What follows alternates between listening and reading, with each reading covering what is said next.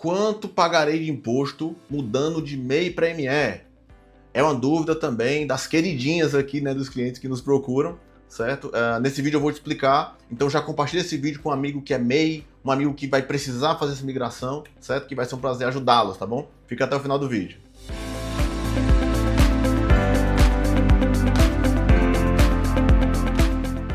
Eu sou Tom Gomes, contador aqui na Livre Contabilidade, e hoje eu vou te explicar, né, sobre como funciona essa migração e te explicar ali mais ou menos o custo de impostos que você vai ter dali para frente, certo? É indiscutível que o MEI é uma grande vantagem, né, de você iniciar a sua regularização.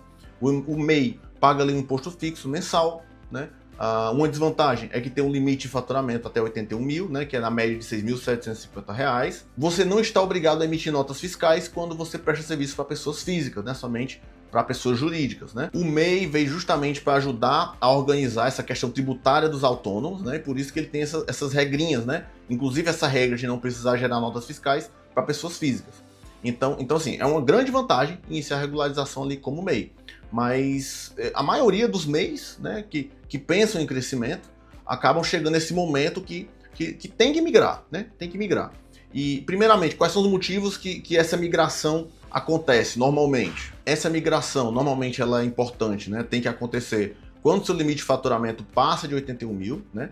Na verdade, é até bacana evitar fazer quando passa, né? Você tem que fazer essa migração quando você já vê que vai passar. Então, anualmente, você vai fazer essa análise e ver, poxa, ano que vem, eu acho que vai ultrapassar. Então, é isso que o legislador espera, né? Que você já analise e faça essa migração antes de ultrapassar esse limite. Outro motivo é quando você precisa de mais de um colaborador.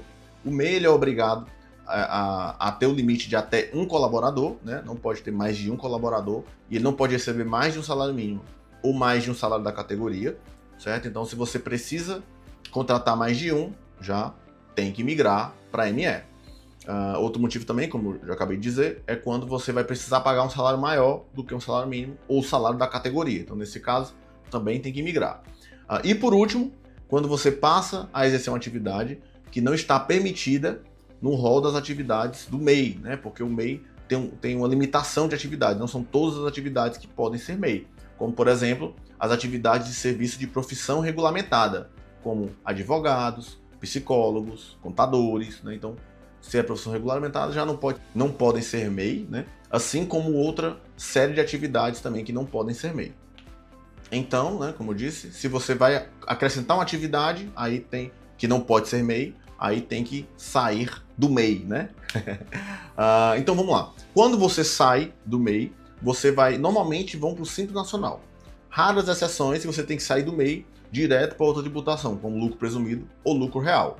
Isso acontece, às vezes, quando você é expulso, né? Quando você está no MEI e não regularizou sua situação, e ficou inapto e não regularizou, e foi gerando uma bola de neve, aí o governo ele expulsa você, ele expulsa automaticamente para lucro presumido, e aí você tem que, né, dar um jeito de regularizar ali a tempo e voltar para o Simples Nacional ou para o MEI, pelo menos.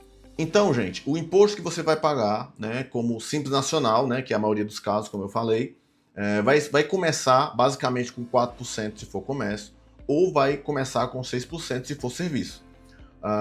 O Simples Nacional ele tem 5 tabelas, e essas tabelas, o imposto ele vai mudando conforme a faixa de faturamento. Então, se é comércio, começa com 4%, se você fatura até 15 mil por mês em média. Então, conforme você aumenta essa média de faturamento, aumenta também o percentual de imposto.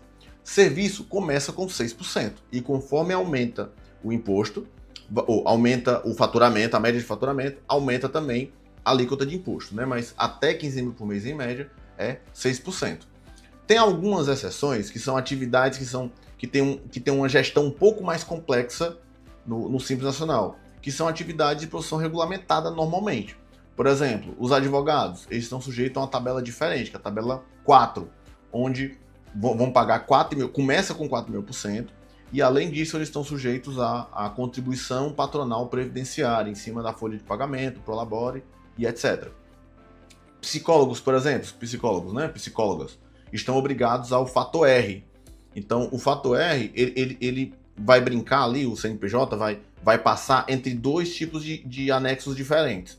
Se tiver um tipo de folha de pagamento, uma quantidade de folha de pagamento em relação ao faturamento, você vai entrar para o anexo 5, que começa pagando 15,5% de imposto em cima do seu faturamento de até 15 mil por mês. Ou seja, é uma pancada bem grande. Agora, se o contador faz o tratamento correto do seu prolabore, da sua folha de pagamento, né, deixando ali até 28% do faturamento, você consegue entrar no anexo 3 pagando apenas 6% em cima do seu faturamento inicial ali de até 15 mil por mês em média, e conforme for aumentando, né, aumenta também proporcionalmente menor comparado ao anexo 5, certo? Então, nesse quesito aqui de análise do imposto, de análise da sua situação, é importantíssimo que você tenha um contador especializado do seu lado, um contador que entenda da sua área, para que ele consiga lhe alocar na melhor forma de tributação, para que você fique dentro da lei, fique trabalhando corretamente, pagando o mínimo de imposto possível, em paz de que está tudo certo, né? Então, é importantíssimo você analisar, ter um contador especialista na sua área para te ajudar com isso.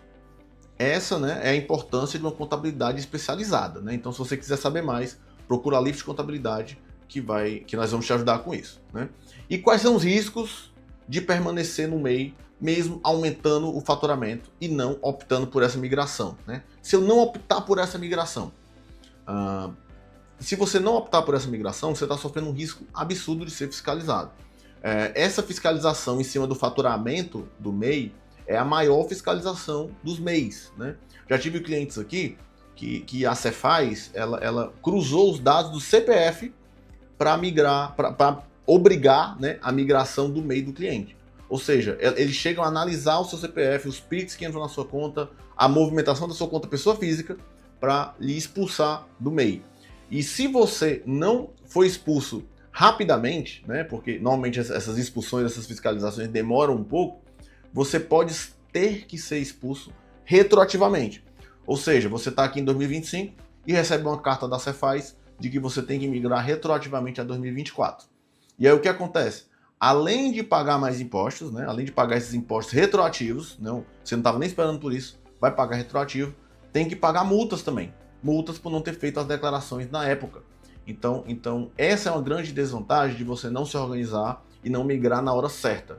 Você está chamando fiscalização para você, vai acumular uma quantidade de impostos muito grande, né, que acaba ficando ali um valor ali considerável que normalmente tem que parcelar, né? A vantagem é que tem como parcelar, né? Mas ainda assim você tá adquirindo ali uma dívida que você poderia ter se planejado e não ter tido essa dor de cabeça. Então, essa é uma grande desvantagem.